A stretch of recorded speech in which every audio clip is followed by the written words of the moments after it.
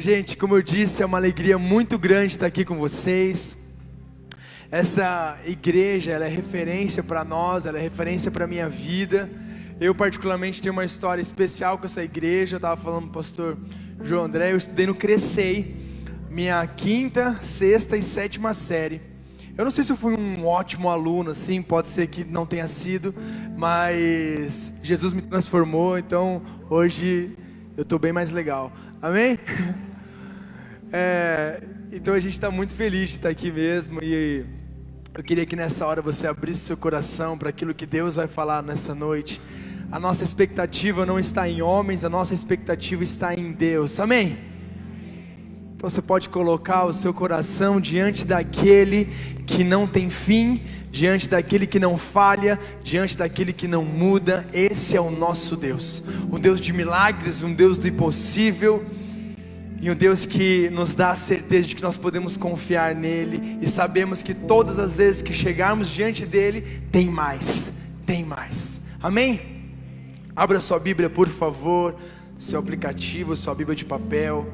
Você não vai enxergar a Bíblia de papel, né? Então abre o aplicativo mesmo. João capítulo 21, versículo 4.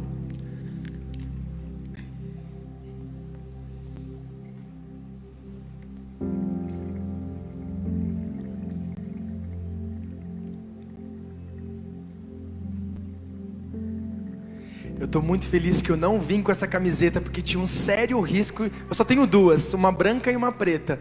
Então a chance de eu ter vindo com essa camiseta era muito grande. Você viu como é que Deus fala, né? Eu vim com a preta, pra vocês não pensarem que eu só tenho uma roupa. João capítulo 21, versículo 4. Diz assim: Ao amanhecer, Jesus estava na praia, mas os discípulos não o reconheceram. Ele lhes perguntou: Filhos, vocês têm algo para comer? Eles responderam que não. Ele disse: Lancem a rede do lado direito do barco e vocês encontrarão. Eles a lançaram e não conseguiram recolher a rede, tal era a quantidade de peixes. O discípulo a quem Jesus amava disse a Pedro: É o Senhor. Simão Pedro, ouvindo-o dizer isso, vestiu a capa, pois havia tirado, e lançou-se ao mar. Os outros discípulos vieram no barco, arrastando a rede cheia de peixes, pois estavam apenas a cerca de 90 metros da praia. Quando desembarcaram, viram ali uma fogueira, peixes sobre as brasas e um pouco de pão. Disse-lhes Jesus: Tragam alguns dos peixes que acabaram de pescar. Simão Pedro entrou no barco e arrastou a rede para a praia. Ela estava cheia, tinha 153 grandes peixes. Embora houvesse tantos peixes, a rede não se rompeu. Jesus lhe disse: Venham comer. Nenhum dos discípulos tinha coragem de lhe perguntar: Quem és tu? Sabiam que ele era o Senhor. Jesus aproximou-se, tomou o pão e o deu a eles, fazendo o mesmo com o peixe. Esta foi a terceira vez que Jesus apareceu aos seus discípulos, depois que ressuscitou dos mortos. Versículo 15. Depois que comerem, Jesus perguntou a Simão Pedro: Simão, filho de João, você me ama mais do que estes? Disse ele: Sim, Senhor, tu sabes que eu te amo. Disse Jesus: Cuida dos meus cordeiros. Novamente Jesus disse: Simão, filho de João, você me ama? Ele respondeu: Sim, Senhor, tu sabes que te amo. Disse Jesus: Pastorei as minhas ovelhas. Em versículo 17, pela terceira vez ele lhe disse: Simão, filho de João, você me ama? Pedro ficou magoado por Jesus lhe ter perguntado pela terceira vez: Você me ama? Ele disse: Senhor, tu sabes de todas as coisas e sabes que te amo. Disse-lhe Jesus: Cuida das minhas ovelhas. Pai, muito obrigado por essa noite. Muito obrigado porque o Senhor nos acolheu, o Senhor nos amou primeiro, antes mesmo da nossa adoração, antes mesmo das nossas canções, antes mesmo de nós escolhermos o Senhor nos escolheu primeiro. E nessa noite nós queremos desfrutar da Tua presença, desfrutar da identidade que o Senhor colocou no nosso coração, Nessa noite nós queremos ir mais fundo e nós clamamos: venha o teu reino. Nós clamamos: venha o teu reino de glória, venha o teu reino de poder, venha o teu reino de honra sobre este lugar, venha o teu reino de misericórdia sobre as nossas vidas, venha o teu reino de graça sobre o nosso coração, porque nós não somos merecedores. Então, Deus, sinta-se à vontade neste lugar. Espírito Santo, sinta-se à vontade neste lugar, porque não são palavras que convencem, mas é o teu Espírito que nos convence de toda injustiça. Enquanto nós te adoramos, enquanto ministramos a palavra, confirma os nossos corações, transforma as palavras em revelação, e é só o Senhor que pode fazer isso. No nome de Jesus nós oramos, amém, amém. Estão felizes? Sim. Eu sei que está meio escuro, mas de vez em quando dá um sorriso para mim, só para não me sentir muito sozinho aqui, tá bom? Eu quero falar um pouquinho sobre esse desejo nosso de viver uma imersão, sobre viver algo mais profundo e entrarmos numa dimensão diferente daquela que nós temos vivido. Eu tenho certeza que você começou o ano de 2019 com uma expectativa muito grande sobre esse ano. Pode ser que 2018 para você tenha sido um ano meio turbulento, às vezes um ano meio truncado, e aí você não via a hora de passar o ano, e fala assim: nossa, graças a Deus chegou 2019. Eu não sei se estava assim, mas eu confesso que um pouco eu estava assim. Quando passou e deu ano novo, e teve a virada, eu falei: graças a Deus, esse é um novo ano, uma nova oportunidade, eu vou fazer diferente, eu vou viver isso diferente. Aí automaticamente você começa a pensar em um monte de coisa. Não, eu vou entrar numa dimensão diferente no meu trabalho, na minha escola, na minha faculdade. E com certeza a nossa vida espiritual, ela passa por esse processo também, um desejo de ir mais fundo, um desejo de buscar mais, de ser mais disciplinado. E eu não sei como é que começou o seu ano de 2019, mas a grande verdade é que se nós não mudarmos, nada muda, não é verdade? Se eu não mudar a minha rotina, se eu não mudar o modo de falar, se eu não mudar o meu coração, o modo de eu pensar, e a nossa mente, ela é um grande campo de batalha. A gente começa a pensar naquilo que Deus tem para nós no ano de 2019, e a gente fala: Senhor, eu vou ser quem o Senhor me chamou para ser, e eu vou assumir realmente a responsabilidade de filho, de sacerdote nessa cidade, na minha escola, no meu trabalho, aonde eu estiver. Mas ao mesmo tempo que existe esse desejo de você ir mais fundo, existe o inimigo com setas na nossa mente dizendo: não, você não consegue. Existe um inimigo na nossa mente falando o seguinte: cara, você não vai conseguir isso, você não é tão disciplinado assim. Lembra do seu passado? Você acha, você é aquele que tem um caráter corrompido, você é aquele que é mentiroso, você é aquele que traiu a sua esposa, você é aquele que fez isso, fez aquilo. Então a nossa mente começa nesse campo de batalha, e a gente fica pensando: meu Deus, como é que eu vou vencer isso? Eu não sei qual que é a expectativa que você tem em relação a esse assunto, mas eu te falo que quem vence na nossa mente, no nosso coração, não é quem é mais bonito, não é quem é mais forte, não é quem tem uma aparência mais espiritual. Quantos viram a chuva que deu nesses dias? Gente, foi incrível aquele negócio, foi assustador. Minha mãe estava me falando hoje que foram mais de 400 árvores que se perderam, que foram arrancadas. E na minha casa ali, muitas árvores foram caídas também nesses dias de chuva. Mas o mais engraçado é que você olha uma árvore caída e do lado tem uma árvore que está intacta. E eu comecei a olhar, tinha uma árvore caída e uma árvore perfeita ali, top. Eu falei: gente, o que está acontecendo? E aí você começa a entender que quem permanece não é a árvore mais bonita, não é a árvore que deu mais fruto, não é a árvore que está visivelmente e aparentemente, para quem está de fora, está mais forte, mas é a árvore que tem mais raízes, é a árvore que tem as raízes mais fundas, mais profundas. O que isso quer dizer? Quer dizer que nesse campo de batalha, não vai vencer quem tem aparência de mais espiritual, não vai vencer quem fala ou posta mais que, não, orei 48 horas não tem nada de errado você postar, tá? Não tem nada de errado nisso. Mas eu estou falando que Jesus está buscando algo muito mais profundo do que isso. Ele quer construir em você raízes profundas. Amém? Raízes profundas a ponto de pode vir uma tempestade como veio essa de Ribeirão, e você estará firme, forte. Quantos querem estar firmes no ano de 2019? Amém?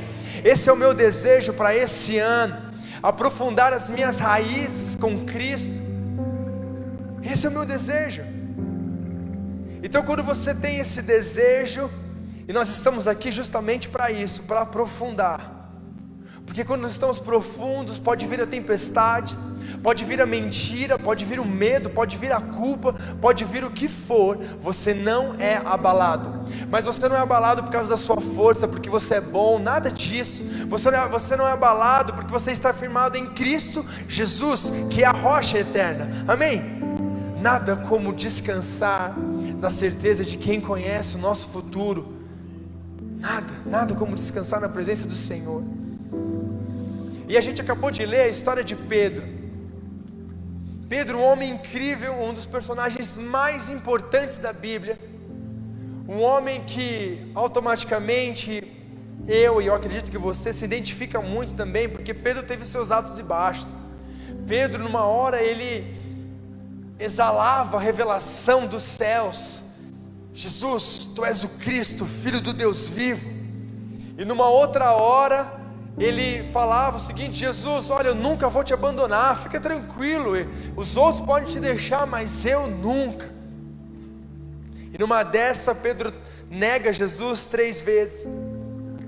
E é engraçado quando a gente começa a pensar: nossa, como é que Pedro conseguiu destravar isso? Como é que Pedro chegou nesse nível de aprofundamento das raízes, a ponto de as tempestades, a ponto dos ventos não abalarem mais? E é sobre isso que nós vamos falar essa noite. No versículo 9 e no versículo 10, diz o seguinte: quando desembarcaram, viram ali uma fogueira, peixe sobre brasas e um pouco de pão. Disse-lhes Jesus: tragam algum dos peixes que acabaram de pescar. Aqui é Jesus, imagina a cena. Jesus tinha acabado de ressuscitar, e a Bíblia fala que é a 3ª vez que ele aparece aos seus discípulos. Então era bem cedinho, era 5 da manhã, os discípulos estavam pescando, como Jesus morreu, e aparentemente ali eles estavam meio sem esperança, voltaram a pescar, aquele era o sustento deles. E lá de longe a Bíblia fala que 90 metros da praia aparece Jesus, e eles não sabendo muito identificar. E aí Jesus fala: olha, coloque a rede do lado direito do barco, porque eles não tinham pescado nada. Eles colocaram a rede e vieram 153 peixes.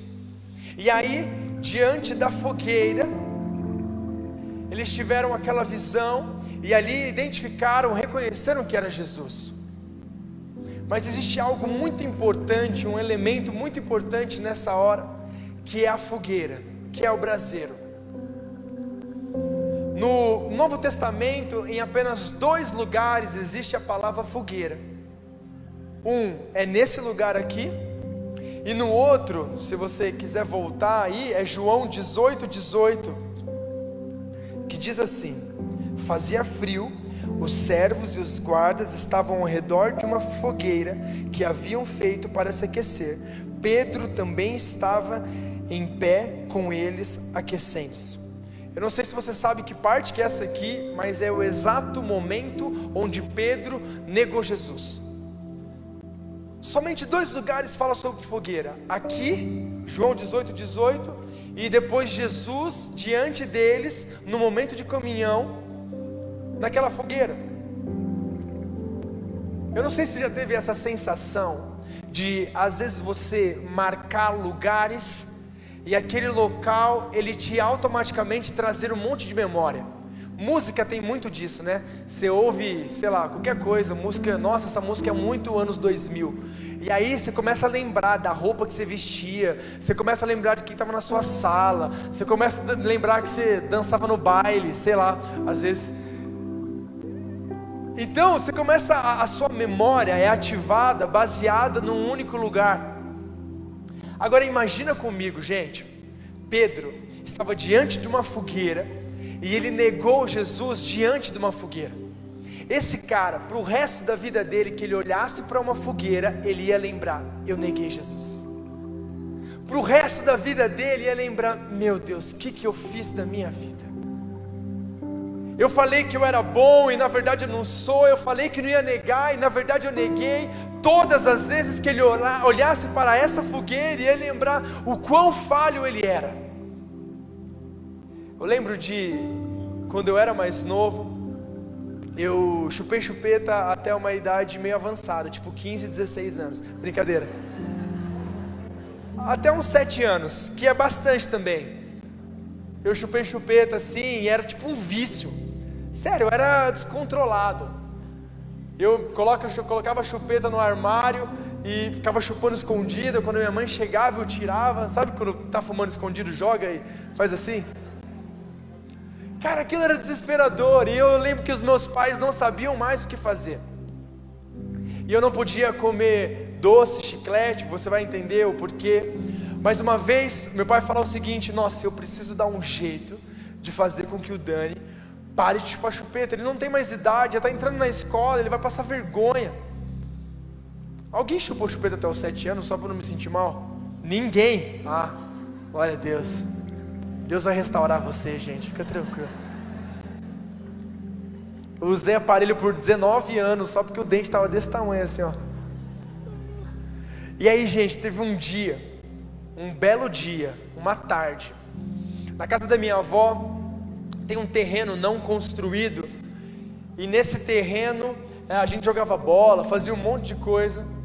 E um dia a gente estava na casa da minha avó e meu pai falou o seguinte: nossa, eu preciso fazer com que o Dani pare de chupar chupeta. E aí meu pai teve a brilhante ideia de falar o seguinte: não, eu vou oferecer um chiclete para ele, já que ele nunca comeu chiclete, meio que trocar um vício pelo outro, sabe? E aí ele falou o seguinte: Dani, e aquele lugar marcou a minha vida e marcou muito mais a vida do meu pai. Naquele lugar, na casa da minha avó, ali no terreno, ele falou assim: Dani, se eu te der um chiclete, você para de chupar chupeta. E tinha um fundinho musical muito triste naquela hora. Brincadeira. E naquele dia, eu nem lembro qual que foi a minha reação, mas eu simplesmente aceitei: pai, perfeito, eu nunca mais vou chupar chupeta e eu vou aceitar o chiclete. Sabe o que aconteceu? Eu realmente parei de chupar chupeta, mas aquele lugar ficou marcado, tanto para mim quanto para o meu pai. Só que aquele lugar ficou muito marcado pelo meu pai, porque meu pai, ele sentiu mal por ter feito isso. E aí todo santo dia que a gente passava por esse lugar, o meu pai falava: poxa, eu troquei uma chupeta por um chiclete com meu filho, isso não se faz, gente. E toda vez meu pai lembrava disso, toda vez. Mas com o passar do tempo, aquilo eu esqueci totalmente, aquele lugar ele foi trocado, a minha memória foi trocada, porque naquele lugar a gente começou a jogar bola, e eu tenho a lembrança de uma das melhores fases da minha vida. Foi ali que eu aprendi a jogar bola. Eu não jogo bola tão bem, mas ali eu aprendi a chutar de chapa e fazer essas coisas assim. Mas toda vez que eu olho para aquele lugar, eu lembro que aquele era um lugar de intimidade. O que aconteceu? A minha memória foi trocada, a minha lembrança foi alterada. E aqui o que aconteceu foi exatamente isso.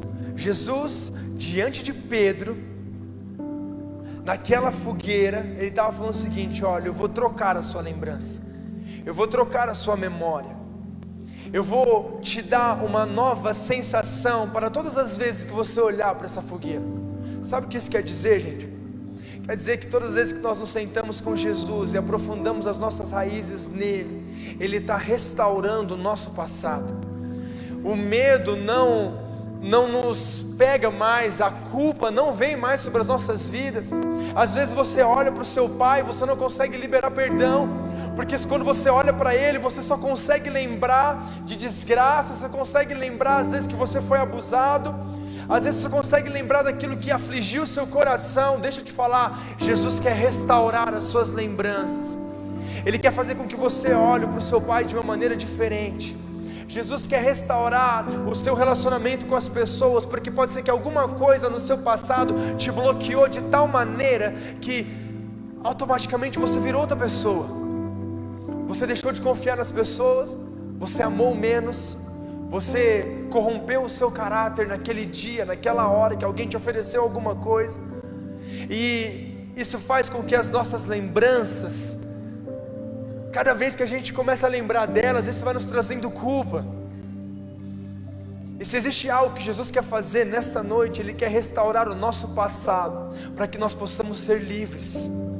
Para que nós possamos ser livres, e de verdade eu acredito que o que destravou o ministério de Pedro era justamente essa revelação. Pedro, olha, eu precisava te falar, isso que você fez eu joguei no mar do esquecimento. Pedro, eu precisava te falar que agora a fogueira não vai ser mais lugar de culpa, vai ser lugar de intimidade, vai ser lugar de descanso, vai ser lugar de certeza de que eu te amo. Imagina isso na sua vida, e é isso que Ele quer fazer na sua vida nessa noite. Então comece a pensar sobre aquilo que você ainda não liberou perdão, sobre aquilo que te deixa amarrado.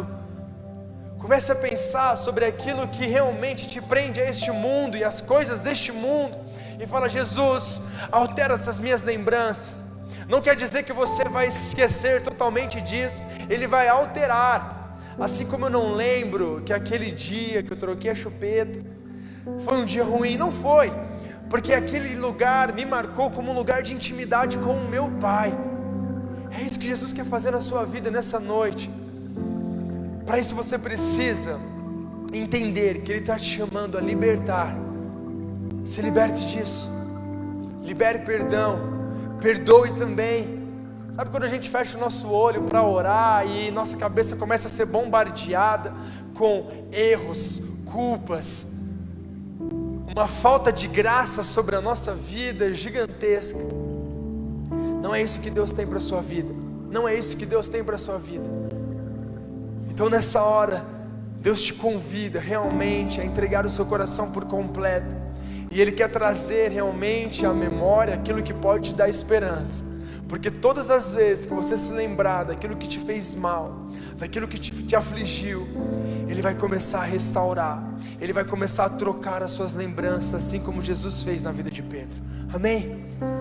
Então a primeira coisa que Jesus quer fazer nesta noite é restaurar o nosso passado. Restaurar o nosso passado. Nós precisamos ser livres. E de verdade, eu sei que às vezes a nossa expectativa é muito alta, e às vezes para estar num lugar como esse, a gente quer sentir Deus, né? A gente quer sentir.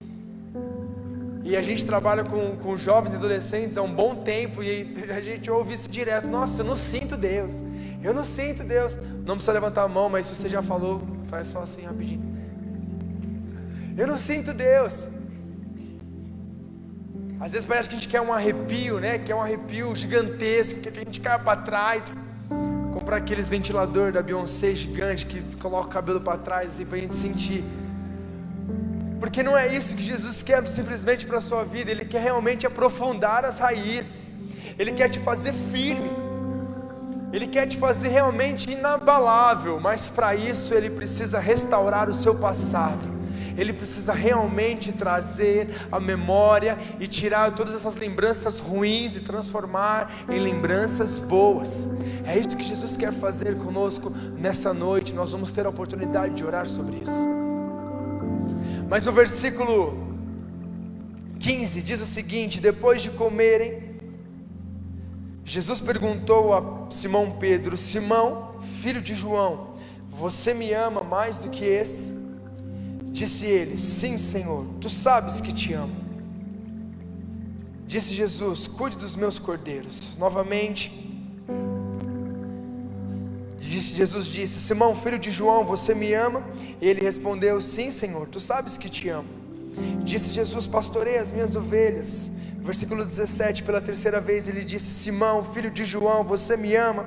Pedro ficou magoado por Jesus ter perguntado pela terceira vez: você me ama? Ele disse: Senhor, tu sabes de todas as coisas e sabe que eu te amo. Jesus fez uma segunda coisa com Pedro, para que Pedro pudesse ser totalmente restaurado, e a partir dali ele tivesse realmente destravado e liberto de tudo aquilo que o prendia. Jesus perguntou 3 vezes: Pedro, tu me amas? Você já deve saber disso, mas caso não saiba, o livro de João, ele foi escrito em grego, e existem no grego existem 4 verbos, 4 palavras diferentes, que são traduzidas para nós como amor. E aqui ele retrata 2 palavras, dois tipos de amor, que é o amor ágape e o amor filéu. O amor ágape é o modo mais sublime, mais perfeito, o modo mais alto de se amar. É um amor incondicional, é um amor que é acima de todas as coisas. Esse é o amor ágape. E o amor filéu é um amor de amigo, é um amor relacional, é um amor mais incompleto, mas é um amor.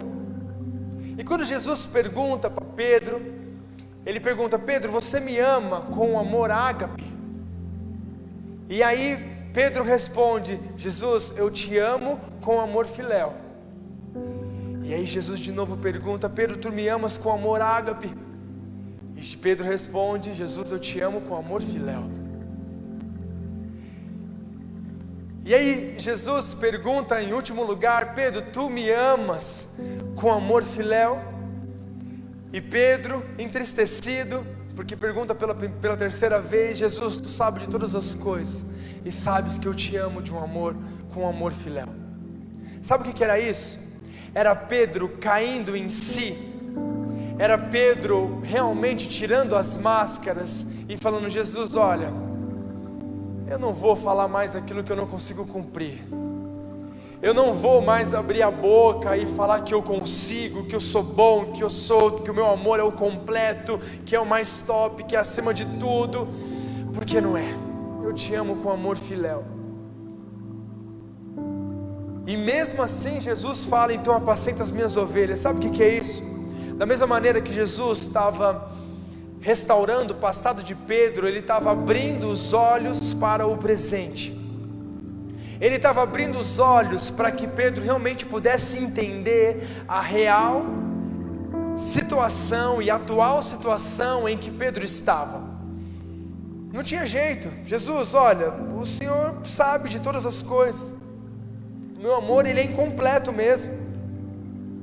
O Senhor sabe da minha realidade, o Senhor sabe que eu realmente disse que eu amava o Senhor acima de todas as coisas, e o Senhor viu, o Senhor já sabia, e eu comprovei disso, que, poxa vida, sabe quando a gente está num lugar como esse, a gente se enche da presença do Senhor, e se enche de ímpeto, e fala assim: Jesus, eu nunca vou te abandonar, nos meus lábios vão ter sempre o teu louvor, Jesus, o meu coração vai ser sempre teu. E por algum motivo, algumas vezes o seu caminho, ele se distorce um pouco, você se distrai um pouco, e quando você menos percebe, você está fazendo aquilo que você disse que não ia fazer. E às vezes a gente se decepciona: Deus, como é que eu vou mais fundo se eu caio nos mesmos erros? Deus, como é que eu vou viver aquilo que o Senhor tem para a minha vida, se o meu amor é incompleto? A gente começa a se desesperar e começa a se ver totalmente inapto para o reino de Deus. A gente começa a se ver totalmente aquém daquilo que Deus tem para a nossa vida. E aqui Jesus, ele abre os olhos de Pedro para a real situação. Pedro, quem precisa saber quem você é você, porque eu já sei quem você é. Sabe o que acontece? A gente se distrai tanto. Por que a gente não consegue firmar as nossas raízes? Porque a gente deixa o nosso passado, a gente deixa as nossas emoções, a gente deixa as nossas vontades, a gente deixa os nossos desejos carnais ditarem quem nós somos. Você não é o seu passado, você não é as suas falhas, você não é os seus erros, você não é. Fala a pessoa que está do seu lado aí: você não é o seu passado. Agora pega uma outra pessoa que você ignorou, mas não foi por mal. Fala: você não é o seu passado também.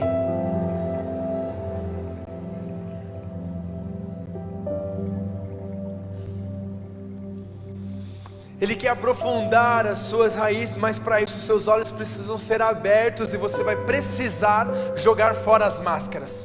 Você vai precisar realmente se desvencilhar dessa cara, às vezes espiritual, que nós temos, e realmente viver uma vida espiritual, e realmente ter a disciplina da palavra, realmente ser apaixonado de verdade. Não tem mover se você não for apaixonado pela palavra, porque está se movendo no quê? Se nós não formos apaixonados pela palavra, nós estamos nos movendo por onde? Por quem? Então o que Jesus quer fazer é aprofundar as nossas raízes, e quando a realidade é revelada, você pode ter certeza que a proximidade vai aumentar. Como assim? Quando a real situação é trazida à luz, esse é um ambiente de intimidade, esse é um momento de você realmente saber quem você é, esse é um momento em saber que realmente, não, olha, Jesus, eu sou isso, eu falei que realmente não ia fazer e fiz. Jesus, tu sabe de todas as coisas. Eu lembro que quando eu era adolescente, eu não estava muito bem assim na minha vida, e era meio arteiro assim, fazia uma penca de coisa errada, e a maioria delas, na verdade nenhuma delas, meu pai sabia. E aí chegou um dia a conta chega, gente, não tem jeito, sabe aquele negócio de Uber, que você fala assim, nossa, R$5, toda vez baratinho, quando vem a conta, R$700 de Uber, uma hora a conta chega. Aí eu tive uma adolescência meio conturbada assim, né, e tinha um dia que as coisas estavam se apertando muito, eu tinha acumulado uma série de coisas assim que eu tinha feito errado, e eu falei assim, gente, a hora que eu precisar contar isso pro meu pai, a gente vai ter que ter umas 4 horinhas ali no gabinete. E aí teve um dia que a conta chegou, e eu precisei falar com meu pai, e eu não sei porquê, mas aquele foi um momento que eu fiquei um pouco distante dos meus pais, porque a própria culpa, o próprio erro me afastava. Mas no momento que trouxe a luz, chegou o dia realmente da conta chegar ali, e eu falei, pai, eu preciso te falar algumas coisas. Eu acho que meu pai já sabia de todas elas, na verdade, né? A gente é adolescente, a gente acha que é esperto, mas... Cheguei pro meu pai, eu fiz isso e isso. E aí meu pai, acho que já sabia de algumas coisas. Dani, você fez isso também? Eu fiz, pai. Você fez isso também, Dani? Fiz, pai, fiz também. Você fez isso? E a lista, né? Abriu o rolo assim, ó, foi até lá no fundo. Você fez isso também, Dani? Fiz, pai. E aquele negócio doía, mas doía, e eu chorava, e era uma vergonha. Mas sabe o que aconteceu? Quando trouxe a luz, a proximidade aumentou. Sabe por quê? Eu tive meu pai perto de mim. Agora eu tinha o meu pai por perto. E aí eu tinha a certeza de que meu pai sabia. Cara, não tinha nada mais aliviador do que eu deitar no travesseiro e falar assim, o meu pai sabe. Graças a Deus eu estou livre. O meu pai sabe.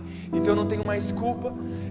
Não são mais as mentiras. Eu não preciso mais mentir. Eu não preciso mais fazer isso. O meu pai sabe. E sabe de uma coisa que o inimigo quer fazer na nossa geração? Ele quer tirar essa revelação da soberania de Deus. O que é isso? É a certeza de que o nosso pai sabe. É a certeza de que nós podemos descansar na certeza de que Deus sabe. Quando Pedro chega diante de Jesus, ele fala assim, Jesus, eu descobri que o Senhor sabe de todas as coisas. Eu descobri que Tu sabes do meu coração, e isso me liberta, isso me deixa livre. O que Jesus quer fazer na sua vida nessa noite é te fazer livre, mas você não pode se esquecer, o Pai sabe. O Pai sabe. Mateus capítulo 6 diz que realmente não andeis ansiosos, não se preocupe com o que vestir, não se preocupe com o que vocês vão comer, pois o Pai Celestial sabe de todas as coisas. O Pai sabe, então descansa nisso. Por que nós somos às vezes a geração da ansiedade, da depressão, do medo, da aflição? Porque a gente olha para o futuro e a gente não consegue ver uma perspectiva de que Deus está naquilo. A gente olha realmente para a nossa vida, para a nossa real situação, e olha para as promessas que tocaram o seu coração e fala assim, Deus, impossível, eu não consigo enxergar o Senhor nisso. E aí você vai se bloqueando, você vai parando, e quando você menos percebe, você não é mais como você era antes. Você não é mais como anos atrás, que o Senhor queimou no seu coração, mas chegou o medo, chegou a ansiedade, chegou as lutas, e aquilo começou a ditar quem você é de verdade. Vamos deixar isso de lado nessa noite. Vamos deixar isso de lado nessa noite e vamos realmente nos aproximar de Jesus com a certeza de que Ele sabe. Se Ele sabe, nós temos a certeza de que nós estamos firmados no Senhor. Ele quer realmente abrir os seus olhos para que você possa ser livre de qualquer condenação. Romanos 8, capítulo 1 fala: portanto, já não há mais condenação para os que estão em Cristo Jesus, que não andam segundo a carne, mas andam segundo o Espírito. Sabe o que isso quer dizer? Não há condenação para os que estão em Cristo Jesus. Estão em Cristo Jesus fala sobre uma condição atual, essa condição de que eu estou em Cristo Jesus.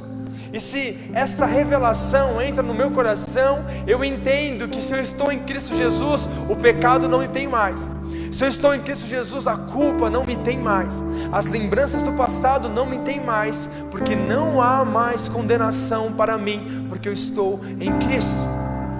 Deixa essa revelação entrar no seu coração, porque sabe o que ela faz? Ela transforma o seu amor. Ela transforma o seu amor e você é transformado de glória em glória. De verdade, você não vai vencer o pecado. Você não vai conseguir dizer não para as coisas deste mundo se antes você não disser sim para Jesus. Se antes disso você realmente não abrir a sua boca e falar assim: Jesus, eu te dou todo o meu sim. Eu te dou todo o meu sim.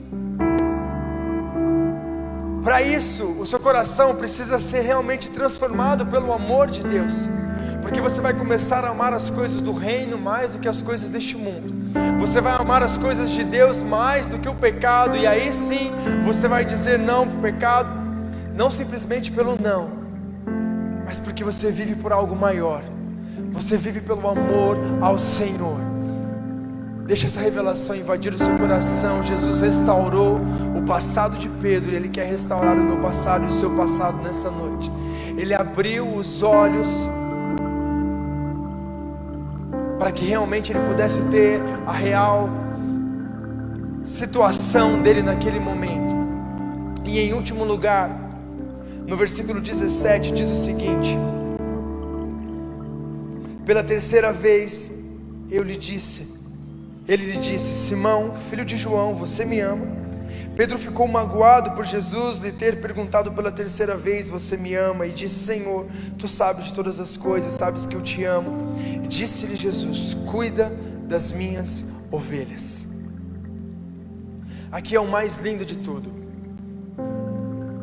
Mesmo com esse abrir do coração de Pedro, mesmo com esse vomitar essa quantidade de coisa nele, Jesus: olha, esse aqui sou eu. Jesus fala: olha, apacenta as minhas ovelhas. Sabe o que é as minhas ovelhas? Sabe o que é Jesus falando: apacenta as minhas ovelhas? É o bem mais precioso de Jesus. Como Jesus chega para diante de Pedro e fala assim: olha, eu estou te dando e te transferindo e confiando em você para que você cuide realmente do meu bem mais precioso, que são as minhas ovelhas. Sabe o que Jesus estava fazendo ali? Ele estava ativando o futuro de Pedro. E é isso que Ele quer fazer em nós nesta noite. Ele vai ativar o nosso futuro. Sabe por quê? Porque quando Ele falou: olha, cuide do meu bem mais precioso, que são as minhas ovelhas, Ele estava restaurando um sonho e um chamado antigo. A primeira vez que Jesus viu Pedro estava pescando, e Ele falou: ei, você, siga-me, e eu te farei pescador de homens. Aquilo entrou no coração de Pedro, aquilo mudou a história de Pedro, e ele falou o seguinte: pronto, essa é a minha oportunidade de nunca mais ser o mesmo. essa oportunidade que eu tenho de aceitar esse chamado e vivenciar aquilo que realmente Deus tem para a minha vida. Pedro falou o seguinte: chegou a minha hora, chegou a minha hora. Mas veio o medo, veio às vezes um orgulho de falar o seguinte: Jesus, eu nunca vou te abandonar. E aí ele nega Jesus e esse sonho morre, porque ele estava confiando nele mesmo. Esse sonho morre porque ele achava que é pela quantidade de vezes que ele conseguisse fazer, era realmente pela necessidade de fazer ou ter alguma coisa, e esse sonho morreu. E aí Jesus, quando chega diante de Pedro, fala assim: olha Pedro, agora você entendeu que mesmo com o seu amor incompleto, mesmo com esse amor falho, que eu sei que você tem, porque eu sei de todas as coisas, eu estou te confiando o meu maior bem, que é as minhas ovelhas. Esse é o meu maior bem, e de verdade, às vezes você está aqui nesta noite com os seus sonhos totalmente mortos. Você está aqui nessa noite sem perspectiva de futuro, porque aquilo que você achava que era e que Deus tinha para a sua vida morreu ao longo do caminho. Deus, eu achei que eu ia conseguir, mas não consegui. De verdade, deixa o Espírito Santo ativar o seu futuro nesta noite e te trazer de volta, te colocar de volta no caminho para fazer história com Jesus.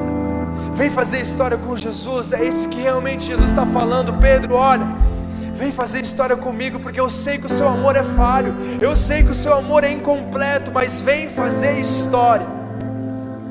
Não chegou a hora dos seus sonhos morrerem, não chegou a hora dos seus planos serem frustrados. Chegou a hora de você colocar o seu futuro em Cristo e falar assim: Jesus, agora eu não me abalo mais. Eu não me abalo mais, porque o meu futuro, a minha esperança está no Senhor.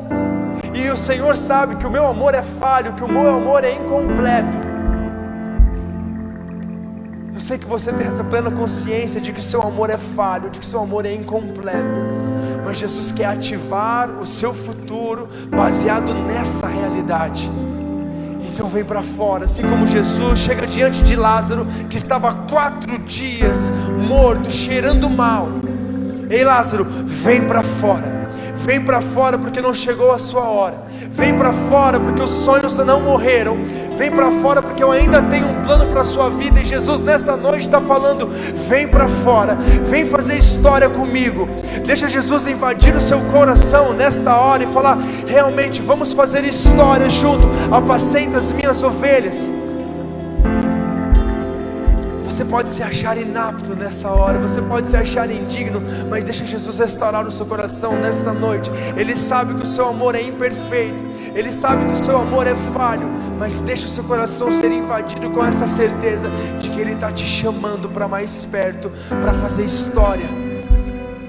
Você faz parte do corpo, você é importante. Eu preciso de você, você precisa de mim.